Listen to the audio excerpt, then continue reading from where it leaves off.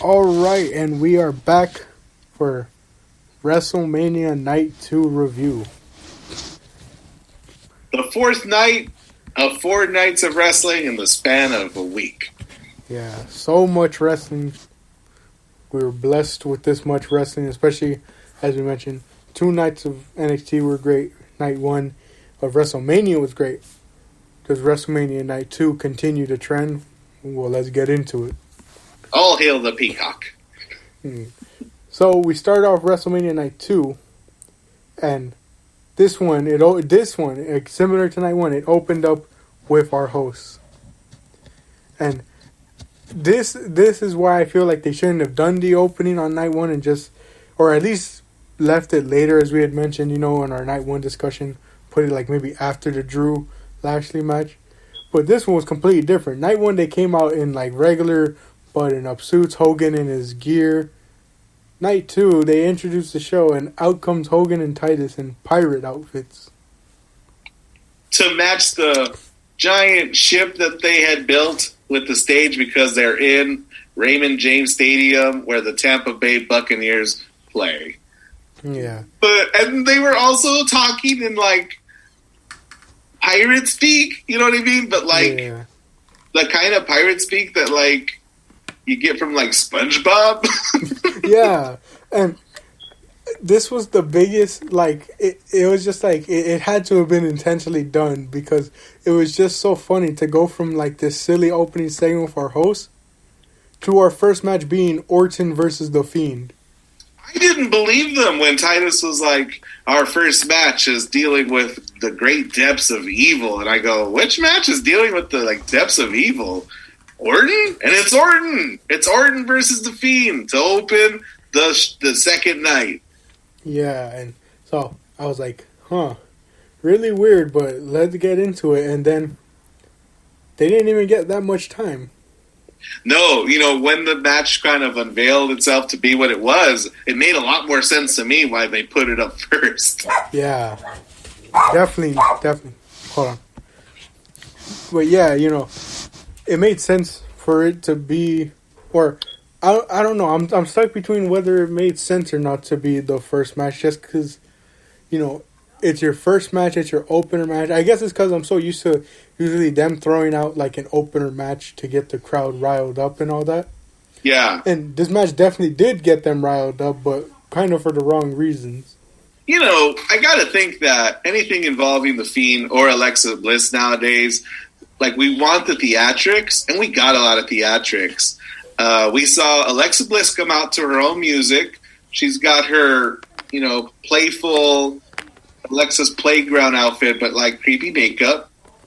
Mm. And it's funny, Jack, over the course of their video package, they must have brought out this giant, to quote Michael Cole, box-like structure. It was a giant jack-in-a-box with a handle on the side. Jack, why wouldn't he just call it a box? What the heck is a box-like structure? I don't even know. And I just found it like so odd. I will admit the theatrics of it all were pretty cool, especially when they showed Bray coming out. Because this is The Fiend's first WrestleMania. It's really exciting that he got the big entrance treatment. Yeah. And, he comes out, immediately attacks Orton after doing like a stare down. And they get right into the match. And right when it seemed like maybe it would start picking up, that's when it ended. Where, Alexa Bliss comes out of the box with all this black goop coming down her face. It distracts The Fiend enough so that when he turns around, RKO'd by Orton, and Orton picks up the win. Yeah, Alexa Bliss, over the course of the very short 6-minute match, does a costume change where she isn't in her playful overalls. She's wearing, a dress, a really kind of dark and ominous dress with a dark and ominous crown. I think her eyes are, I don't know if her eyes are red because of, like, evil contact lenses or that black goop just got in her eyes. Yeah.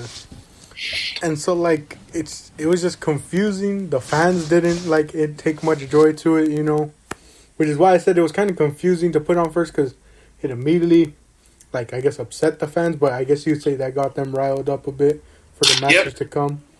But really weird seeing where they're going to go with this. Yeah, Alexa Bliss holds her hand out, and The Fiend holds his hand out. And then the lights go out, and they come back up. Both of them are gone. Yeah. Yeah, we got more answers on Raw. We get the sense that Alexa Bliss turned on The Fiend because now that she has access to these powers, she doesn't need The Fiend. And, surely. And The Fiend, who has access to Twitter, put a picture of Samson and Delilah. Do you know that story? Yes. So, I think, I wish they had closed the story with Orton better before they started a new story. Yeah. This one was, we definitely didn't get, a lot of closure on the Orton front. I'm excited for the new story, but goodness gracious, let's close one chapter before we start another. Yeah. Definitely felt that way. But so, then we move on to the women's tag title match between Tamina and Natalya versus Jax and Baszler. Mm-hmm. Now, no sign of Reginald. Good. Yeah, very surprised. They had him on the poster, or at least the render of the... I saw that. Wasn't there. And much like you mentioned when we were talking about Night 1's Tag Team Turmoil match, right? Same with this match. Tamina was really over with the crowd. Mm-hmm. They were really...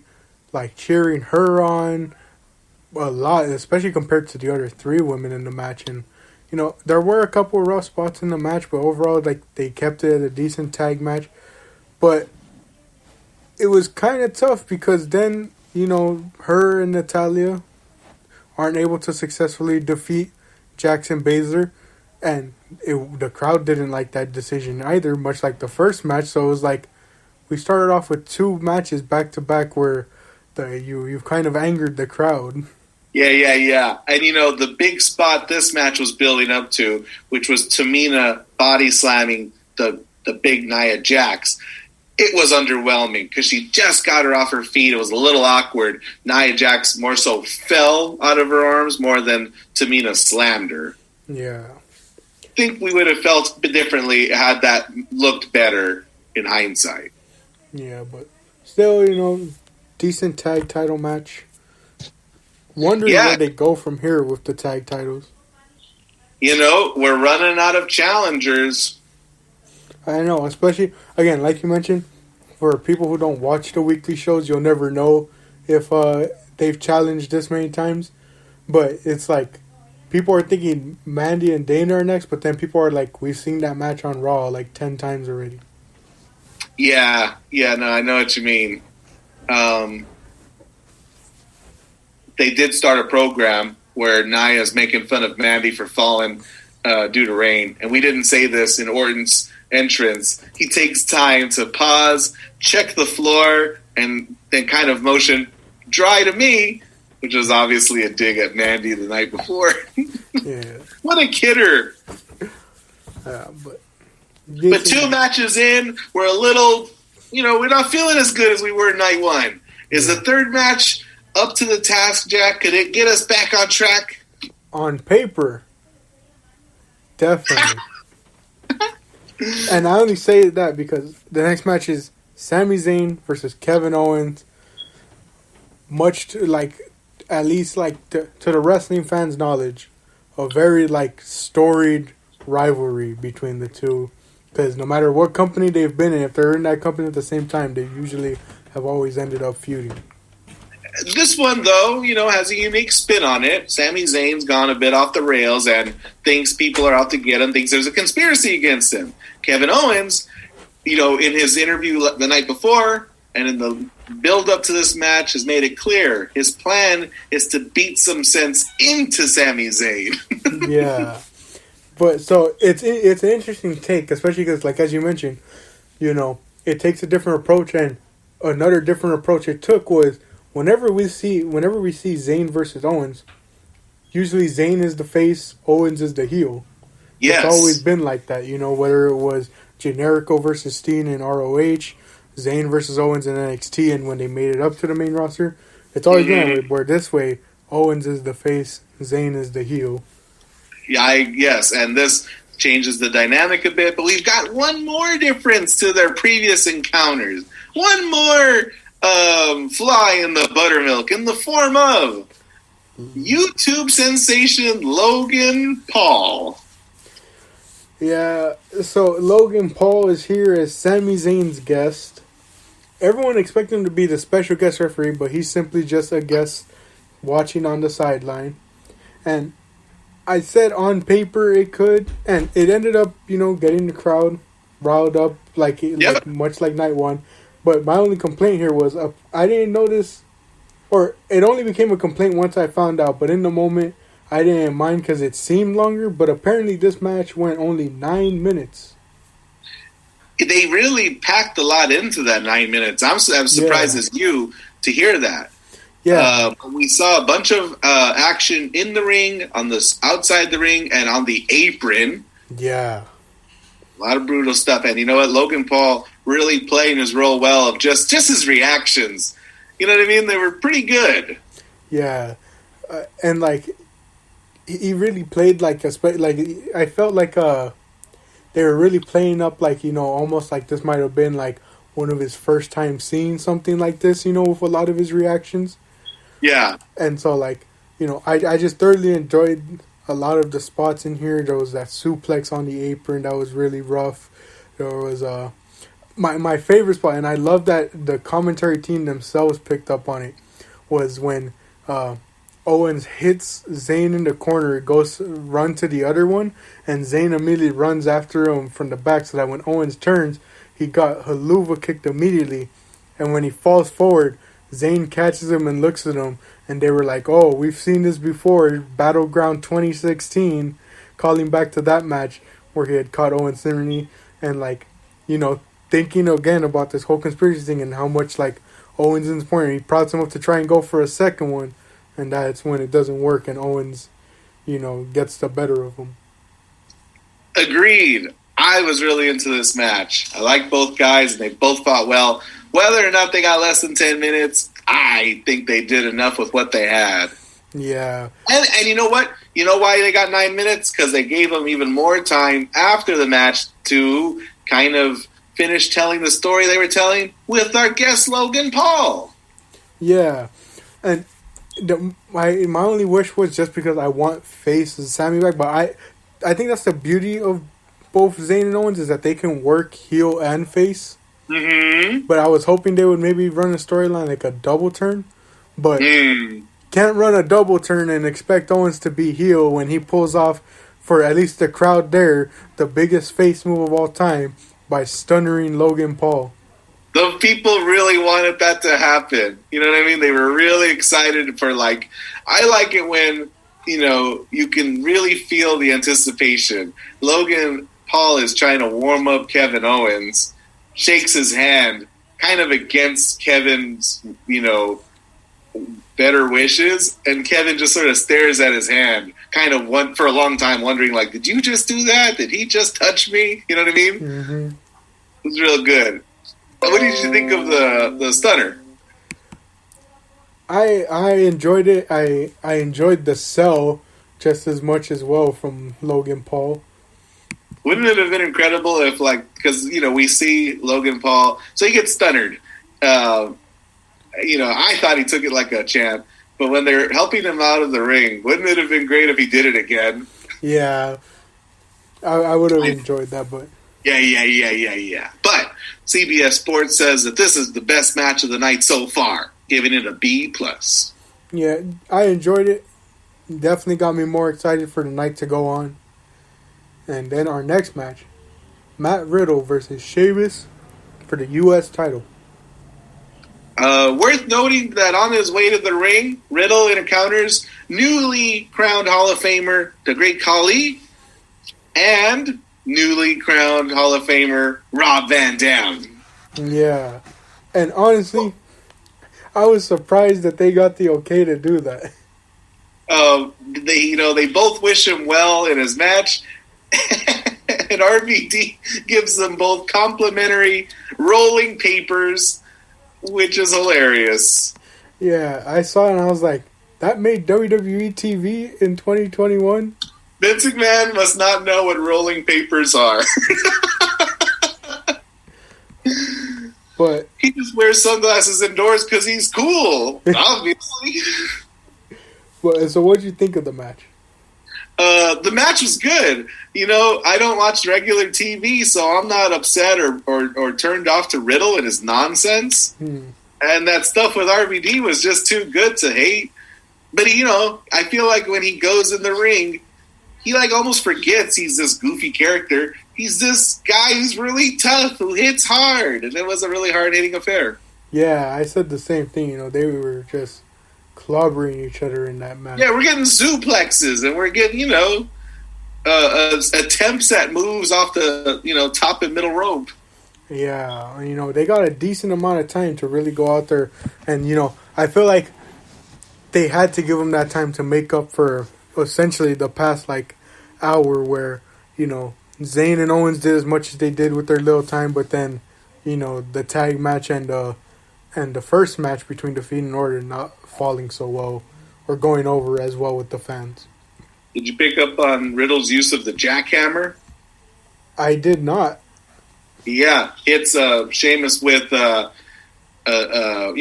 it's essentially a jackhammer in the middle of the match. Yeah. I don't know what you'd call it without calling it the Goldberg move. The bro hammer. Brainbuster, maybe? It's a suplex into a power slam. That happened, though. What also happened? The finish to the match. Yes, queen.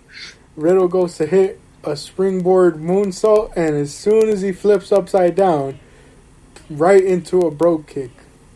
Brogue kick. Reminiscent of Adam Cole's super kick to Ricochet at the greatest NXT takeover of all time. Yeah. Simply amazing that they pulled that off. Sheamus gets the win, which I was kind of surprised with, but at the same time, I had noted, and thought about it.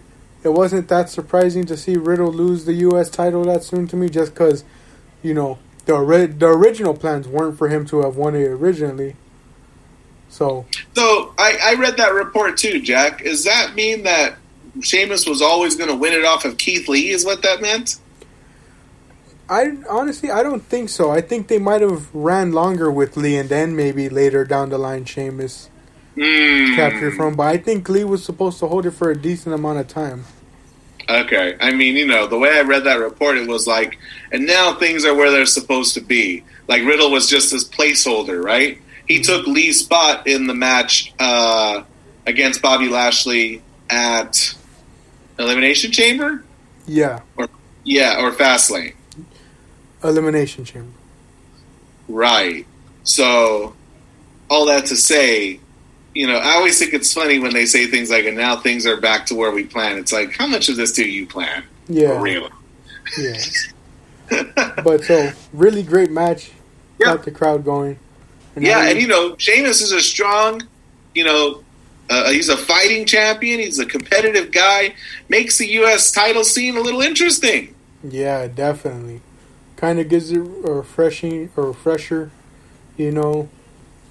Hopefully more people to be added or at least get showcased within the division. Yep. And then we move on to our second mid-card title match. Big E versus Apollo in a Nigerian drum match. For the Intercontinental Championship. Yeah. And I think it's at this stage, Jack, I realized we had 3 more matches to go, all title defenses, and it occurred to me, you're wow, way to go, Intercontinental Championship, to make it kind of in this part of the Night 2 card. Yeah. And I have to bring it up. For a match named after drums, they sure did use those drums, huh? They were surrounding the ring. There was lots of, weapons that, you recognized and some you didn't. A Nigerian drum fight kind of looked like an Extreme Rules match. Yeah, I felt the same way. Basically a no DQ / Extreme Rules type match, Yeah. They mainly both men, really quickly leave the ring to get kendo sticks. Mm-hmm. And you're I'm in it. Right on, I'm down.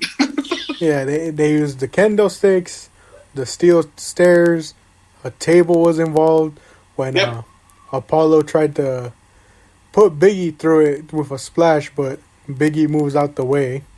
Mm-hmm. And they tried to use the gong, but they didn't really use it that much. And like I mentioned, made a great sound when it hit the ground. Yeah, and like I mentioned, all the drums, but we never saw one get involved. It'd be funny if, like, during the 24 special for WrestleMania 37, we'll get like the interview with Big E saying, the props department worked real hard on those drums. They told us, don't touch them. They're fragile, they're precious, and don't touch them. Yeah, but so, like I mentioned, Apollo tries to put Biggie through that table. Unsuccessful. Biggie picks him up immediately for the big ending. 1, 2, 3 to retain, right? Wrong, Jack. Yep. In comes the repackaged Dabba-Kato to stop him, and he's in a full, essentially military commander outfit. And right. Picks him up. I believe he hits him with a chokeslam variant. He hits him with two moves. The first one was an homage to Umaga, that dreaded thumb. I don't know. I forgot what he called it, but the thumb to the throat. Yeah. I think it's a thumb jab to the throat, and then picked him up again, hit him with a slightly easier to read choke slam, and then went and of his own power pulled Apollo Crews across Big E's chest. Yeah. Really showing the damage Big E had done to Apollo Crews. Big E had that match won, so much so that Apollo needed to be helped across Big E's chest for the 3 count. And Apollo Crews joins an elite group of people who have held both the United States Championship and the Intercontinental Championship. Yeah, and it kind of sucks to have Big E lose, but in my mind, it was this is kind of what happens because they introduced Apollo with this new character, and then they've had him lose to Big E so much that in order to recover that momentum, he needed a big win. So they had to. Apollo Crews, as good an athlete as he is, he's a little guy, right? Mm-hmm. I feel like that's what's held him back. Is he's just so small compared to your Bobby Lashley's or even your Sheamus's. And so now he's got the muscle. He's got this giant behind him. He's the SmackDown AJ Styles with a guy that I read actually has roots in Nigeria. Yeah, I saw that too. Legitimizing this character, which is awesome. Yeah, and similar to how we talked about Cesaro, hopefully this means main event Big E. Ooh. But as we mentioned, I think a while back, in order to get main event Big E, I think we need a new finisher. Yeah, I would second that. But hopefully, Apollo has a nice lengthy reign. Big E moves up the card. Yep. And, get some refreshers in a lot of the divisions. Mm-hmm. And speaking of refreshers for a division, the Raw Women's title match. You are on fire with these transitions, Jack. Ever since that, one episode, I think it was episode 50, ever since then, where me and Dom, just had, that, freeform episode where both of us were going off each other and finding flawless transitions, we've been on fire with it. Nice. But so we have Raw Women's Champion Asuka versus challenger Rhea Ripley, who showed up at the Royal Rumble. Then there was weeks of promos leading up to saying she was going to debut, and then she finally showed up to challenge Asuka for the title. Yep, and she's getting a big old showcase here, even having a band perform her entrance music. Yes, and as we talked about it, we ourselves were not that big of a fan of it, but that's mainly due to whoever was in the sound booth not doing that artist many favors. I'll tell you what, you want to give the artist that much credit that somebody in the sound booth could have helped her? I mean, they should have just been lip syncing. You know what I mean? Yeah. The song is so good, and the vocals are so guttural that, she just, you know what I mean? She just needed to dig deep dig deep. So it fell a little flat, just a little bit. Yeah, but refresher, because as we know and as we've voiced our disdains here on this podcast, Asuka has held this belt since almost like summertime. Mm-hmm. She originally won it because she was awarded it in that ladder match that the Money in the Bank briefcase was for the Raw Women's title. Right. Lost it to Sasha, won it back from Sasha, and then from there she's kind of held it since then. But you wouldn't really know it because she had a title defense at Clash of Champions against Vega, and then the night after on Raw, and then we never really saw her again. She had the match at Survivor Series with Banks. Mm-hmm. She had the women's tag title match with Charlotte at TLC when they won, which didn't make sense, but still no defenses of that title. It was like we just haven't seen Asuka defending that belt, especially on pay-per-view, for a while. So I hear you, Jack. I hear past all the salt. What I hear you saying is the most ideal outcome here is that Rhea Ripley wins and hits a big old refresh on this division. Yeah, and I think a lot of people know my dad is a big Asuka fan. Yep. And he was like, do you think Ripley should win? And I was like, I love Asuka as well, but truly, I fully believe that this Mania had to be the WrestleMania 21 for the women's division. By the way, while Asuka's been floundering, so to speak, with inconsistent challengers, weird stories where she's the bit player, you know what I mean, of her own division, Rhea has had quite the story of tragedy as well. She lost to Raquel Gonzalez in that big street fight. She lost the War Games match in December. She didn't win the Women's Royal Rumble. I don't remember. I think the last time we saw her win anything might be, October, when maybe she was beating, what's his name? Robert Stone and Aaliyah, That was all the way back in July, actually. So, she needs this win so much. Yeah. Given all of the recent the downfall she's met as a competitor. This isn't just a reset for the division. It's a reset for her.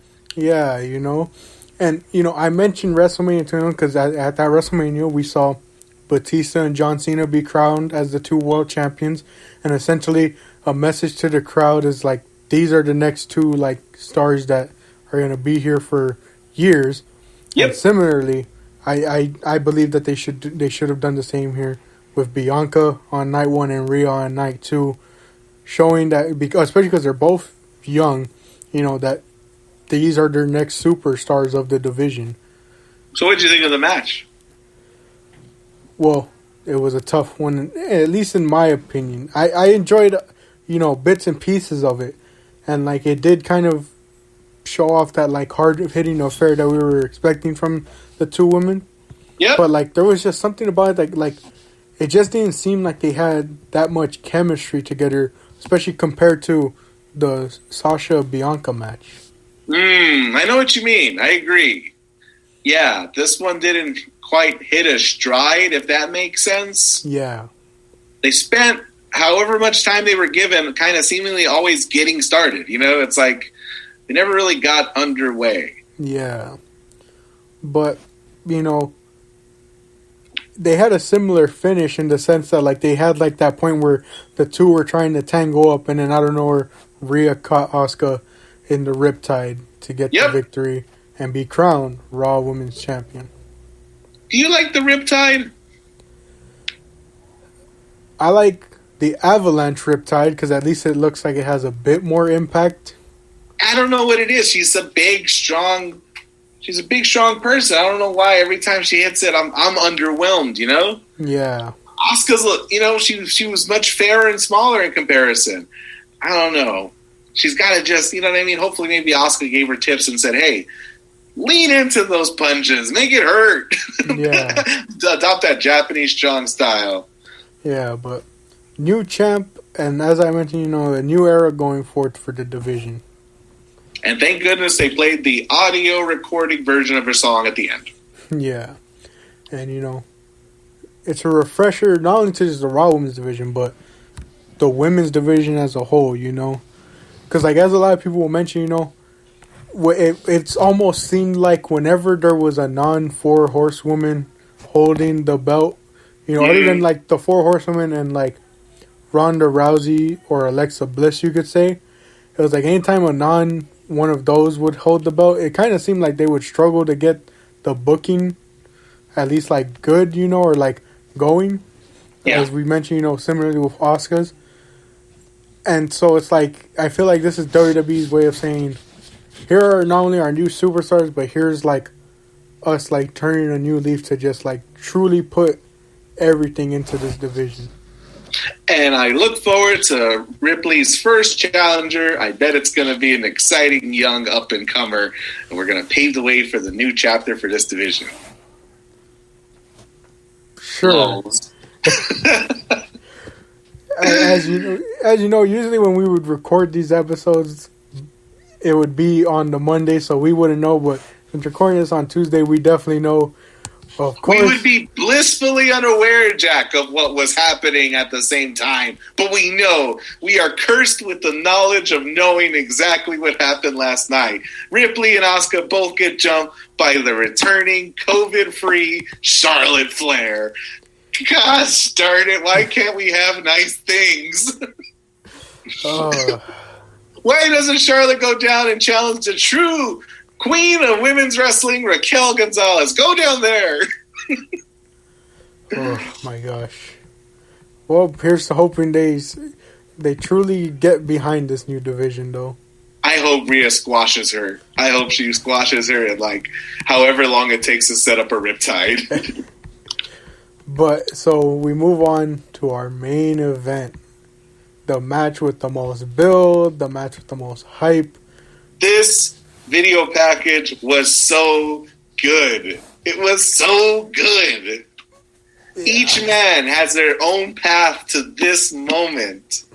Yeah, and there's the underlying story that all us fans, you know, like not necessarily figured out, but we saw it there, in that all three of these men before have been forced to relinquish world titles due to some type of illness or injury.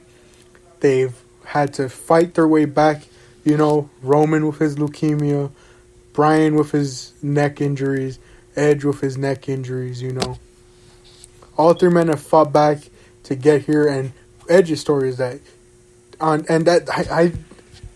I struggle to believe that they did not intentionally plan out the dates for these Manias, because on Mania Night 2, it was exactly 10 years since Edge had relinquished the title. WWE and its wrestling fans have an unnatural, like, knack and dependency for coincidence. We can't help it, Jack. If two things happen and there's the smallest sort of similarity between them, we have to make a connection. Yeah. And how funny was in that build-up when Edge goes, "Hey, Roman, you're basically a Samoan Edge. You used to come through the crowd. You use a spear. You're me." And it's like, he's not me, but that was a lot of really funny coincidences that were going to surface. Yeah. But just so many great moments that, like, truly showed off the build and hype for this match. So, such great character work, you know. Edge leaning in more to his heel work. Even Daniel Bryan at points leaning in to a heel side, you know. Mm-hmm. We had three guys who were going to stop at nothing to win this championship. And, you know, 4 nights later, the short event, you feel it. People feel excited. No one's burnt out. Everyone's hyped. You know what I mean? Mm-hmm. This was given a lot of time. Yeah, it was definitely given a lot of time. Some moments I want to, like, reference. Edge countering that Superman punch into the DDT. Mm-hmm. I really enjoyed that one. the best character work moment, or one of the best character moments of the match to me, was when Edge, I believe he speared Roman, I think it was, and he goes to cover him, 1, 2, and then you see the ref get dragged out. And by this point, I forgot to mention Jey Uso's out, so some fans might, like, at least for the ones watching home, might think, oh, that's maybe Uso pulling him out. Maybe Heyman got involved and pulled him out. No, it's Daniel Bryan pulling him out.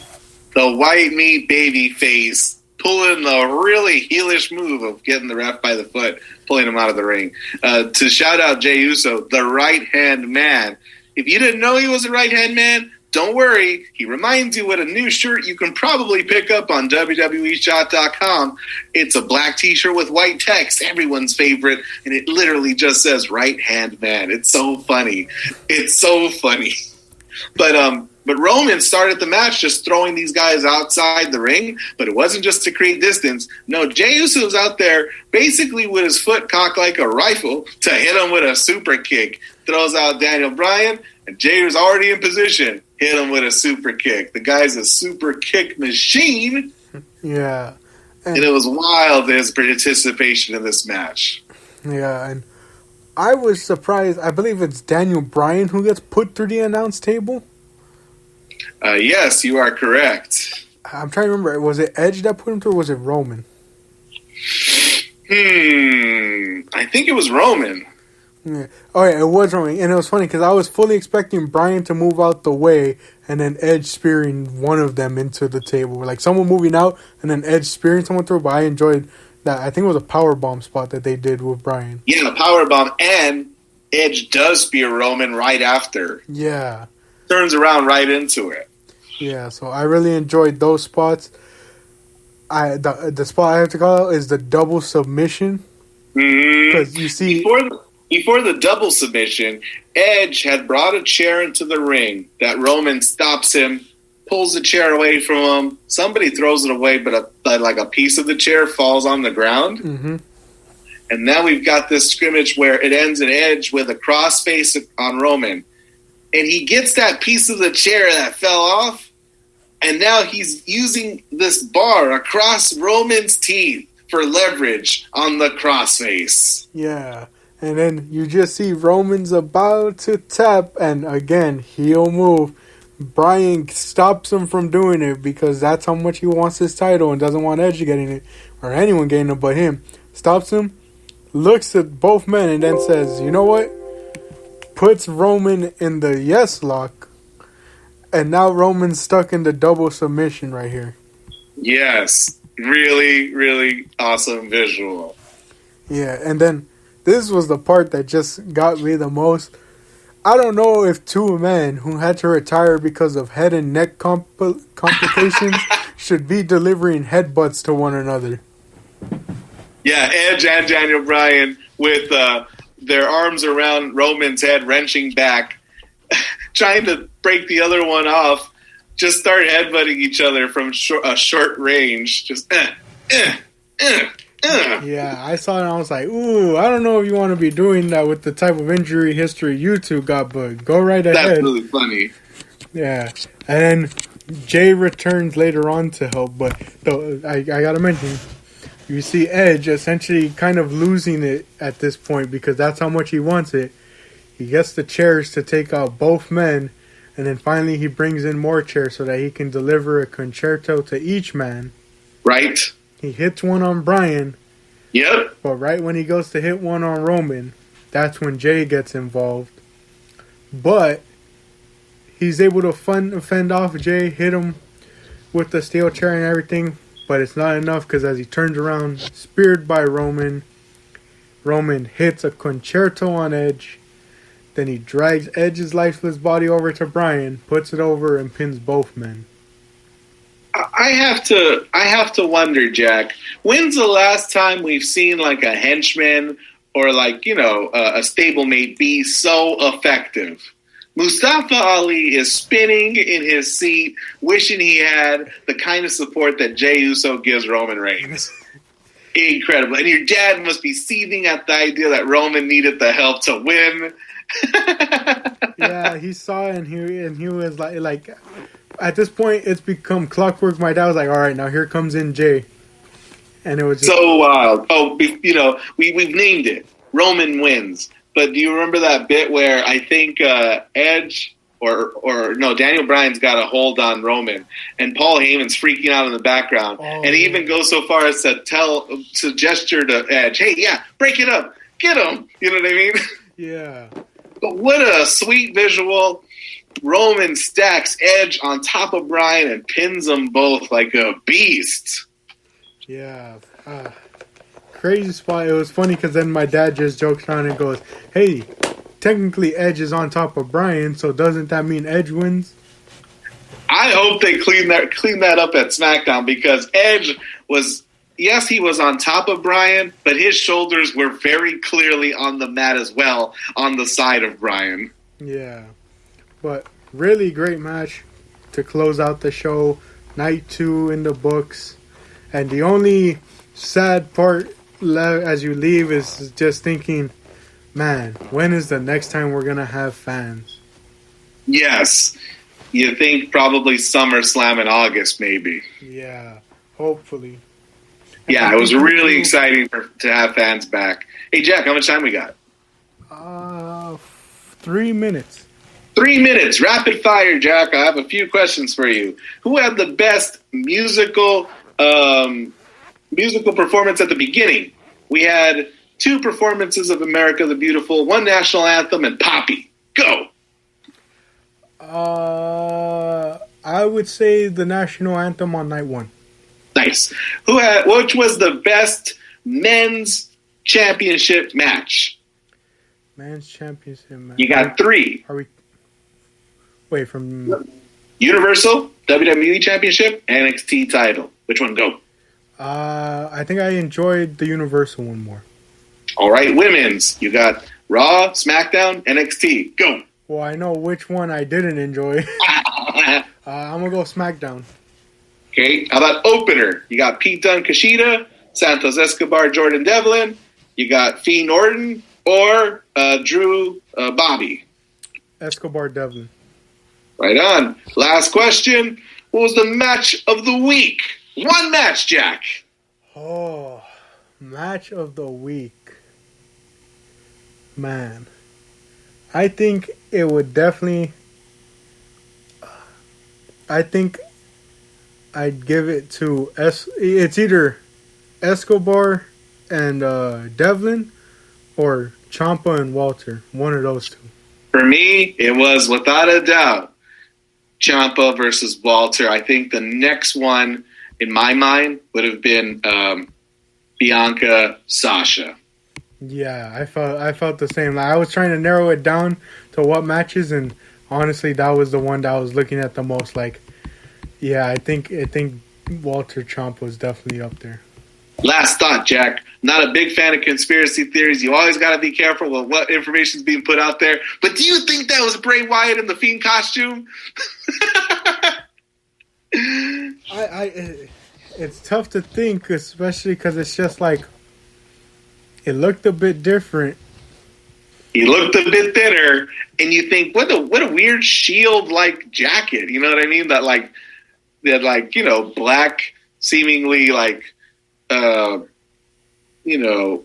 artillery kind of jacket. Yeah. Looks like you're really going out of your way to hide your chest and arm tattoos. Yeah. He didn't even take off the jacket, so... He certainly did not. Yeah, so... I don't know if that may be Bray Wyatt or not. I read somewhere that this might be building to, Jack. Brace yourself. I thought I wanted Finn Balor versus Walter, but this might be building to Bray Wyatt versus The Fiend. Can you imagine? That would be interesting. Goodness gracious. Well, Jack, it was a fun couple of nights talking about wrestling. I appreciate, as always, you inviting me on and talking the graps. Same, sir. It's always a pleasure to have you. You know, it's just a star-studded week, as always. It's always the best week, essentially, when it comes to wrestling. With about 30 seconds here, we'll close it off here. I've been your host, Jack, joined by my guest, Mr. Solis. I want to thank you all for joining us for another episode of the Rule 34 podcast. And as always, if it exists, we have an opinion on it. Thank you He for joining did us, it! and we'll see you in the next episode.